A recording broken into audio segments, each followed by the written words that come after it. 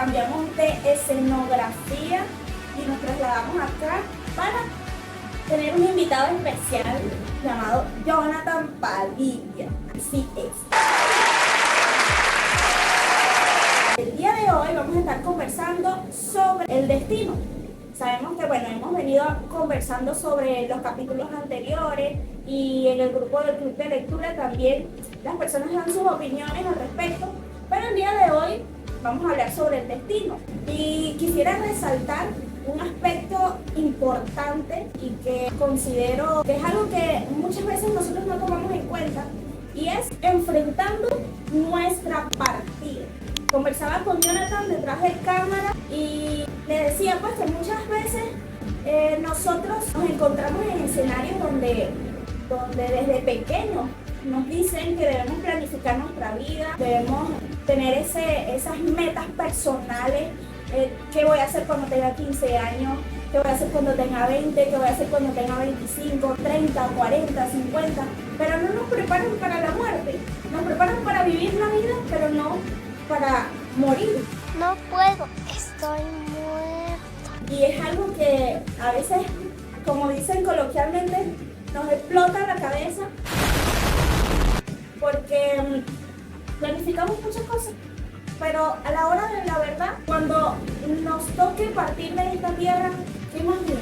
Entonces, quisiéramos que conversemos un poquito sobre esto. ¿Cuál es tu punto de vista al respecto?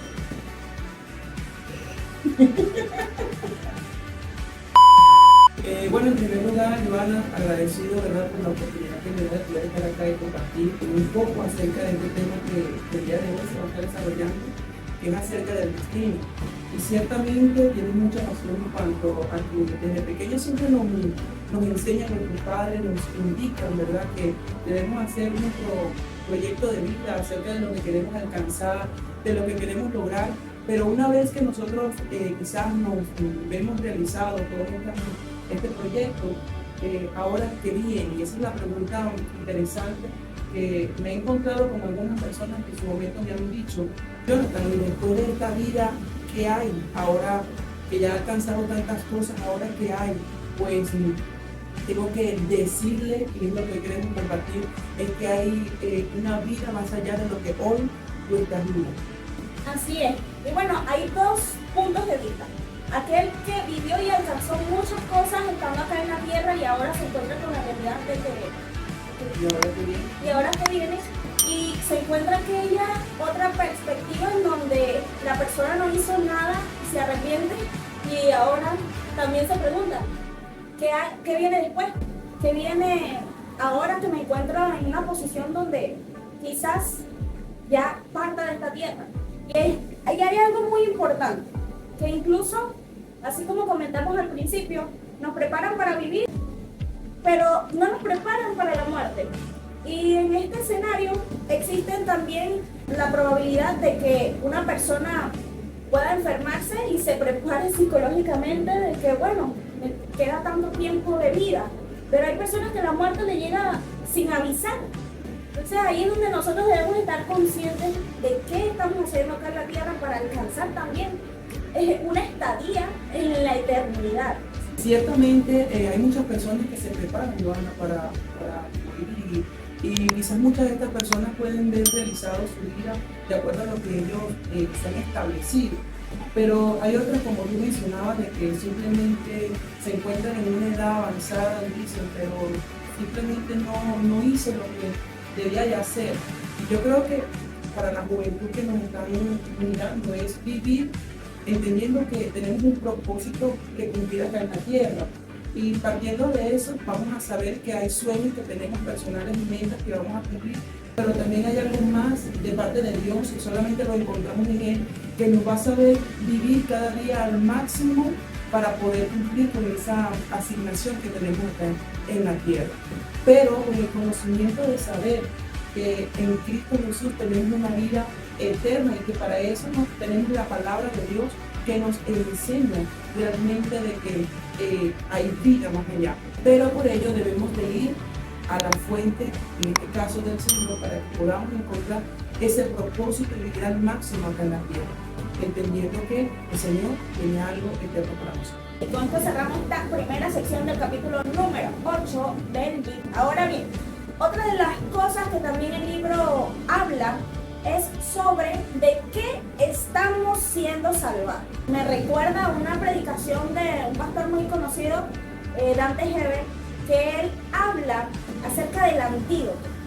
Muchas veces nosotros predicamos el Evangelio o hablamos sobre él, expresando de que existe un antídoto para el pecado, pero la persona se preguntará, ¿por qué yo necesito el antídoto? ¿Por qué necesito una cura? ¿Una cura para qué?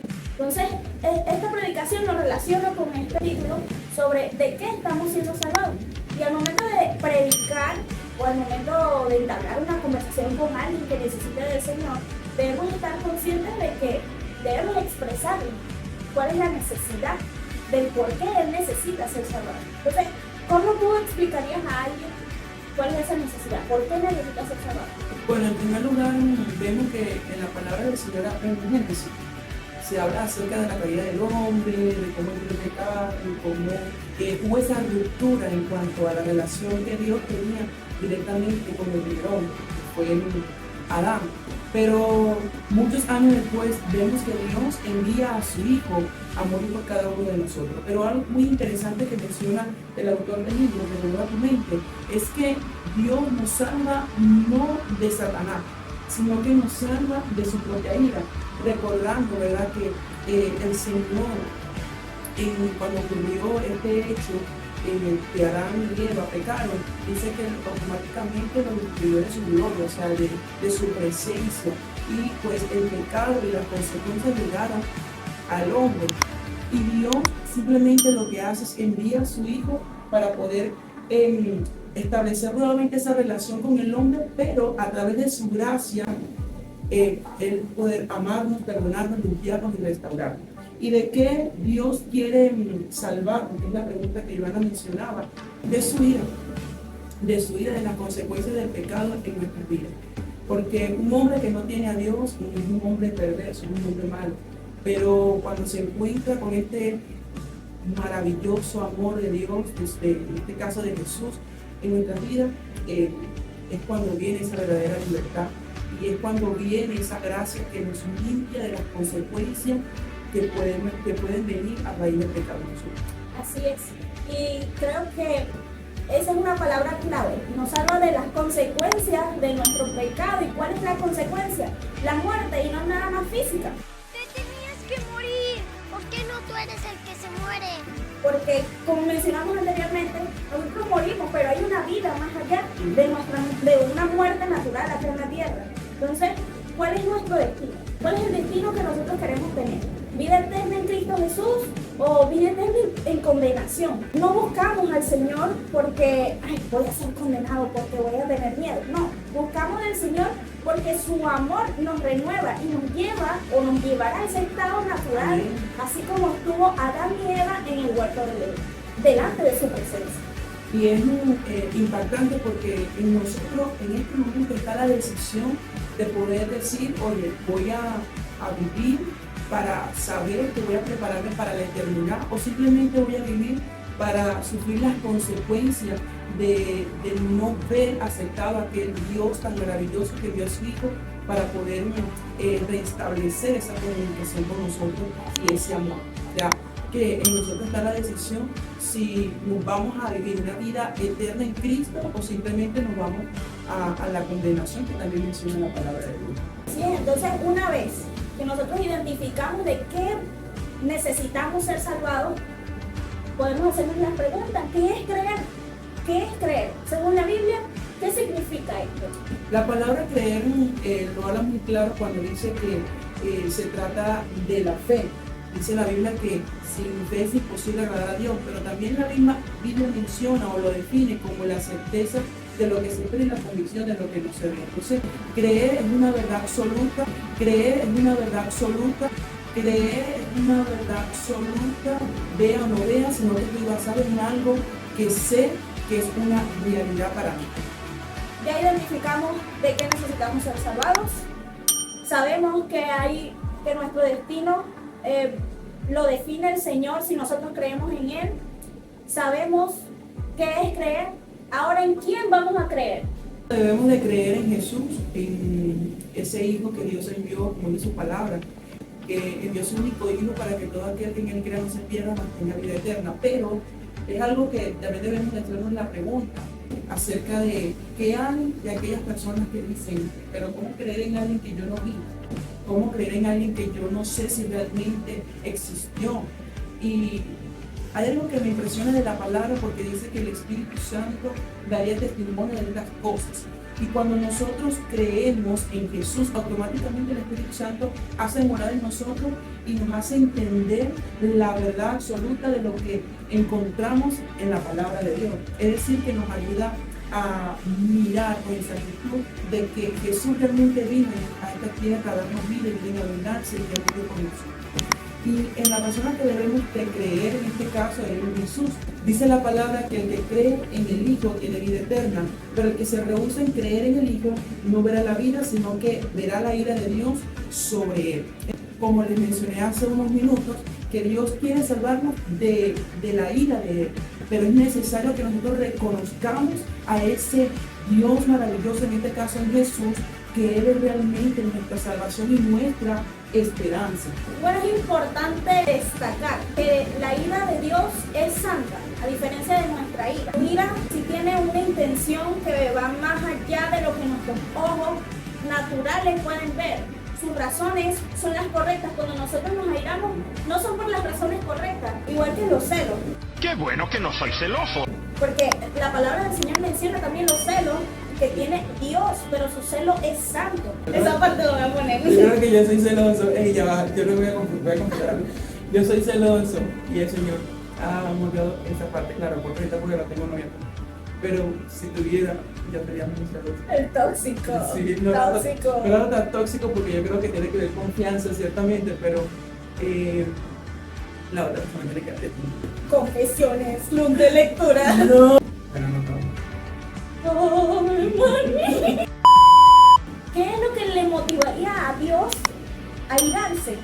Nuestro propio pecado o la liberalidad en la que nosotros cometemos errores o fallamos, o incluso la inmoralidad que pueda estar almacenada en nuestro corazón o en nuestra mente, y cómo le damos libertad a que eso se manifieste así, sin tener temor del Señor. Creo que eso sería lo que motiva a Dios a irarse, y que vendrá justicia divina sobre la tierra.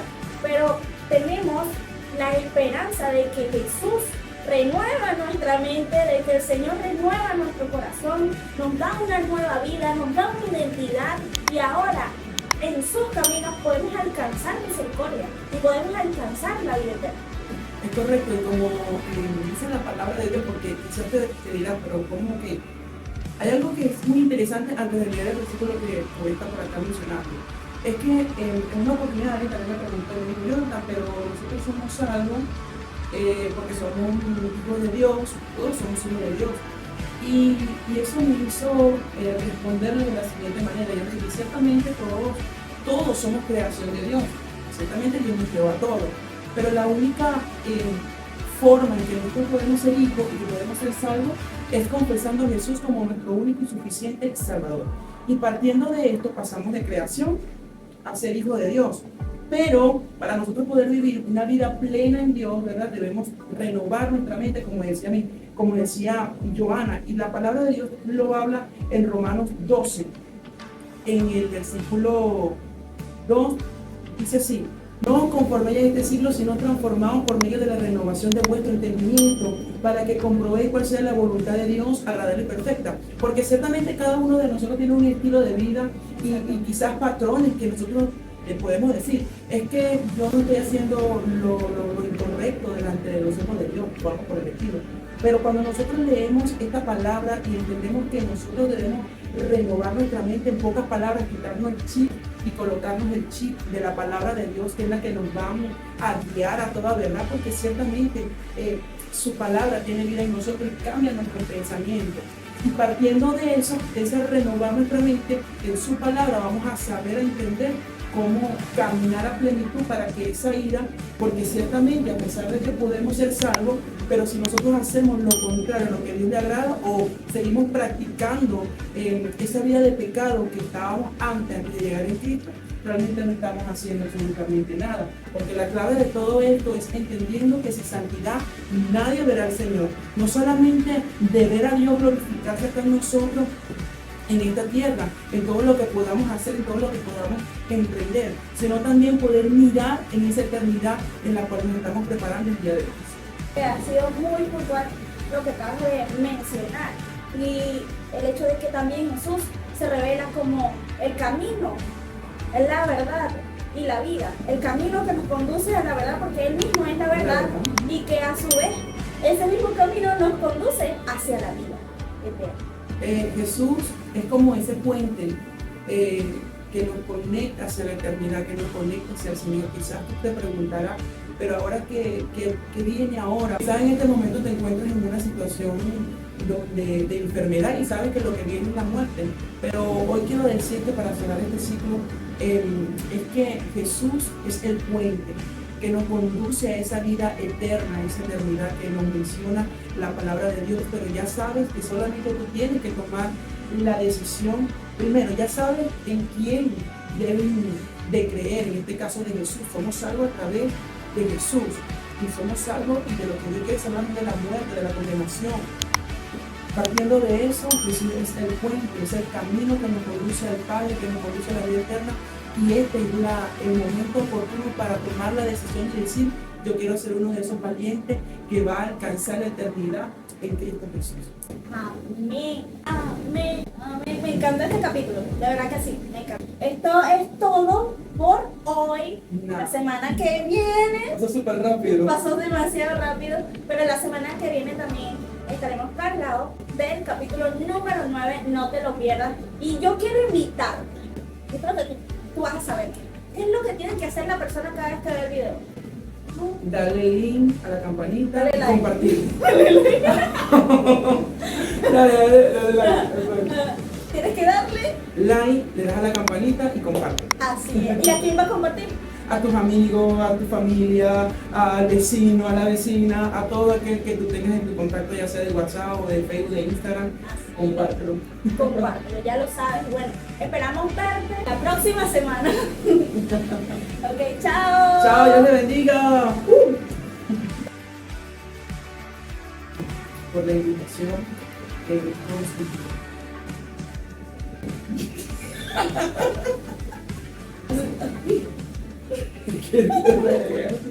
y partiendo desde ese punto de vida, nosotros vamos. Punto de vida. Considero como veníamos estando. Cerramos esta sección del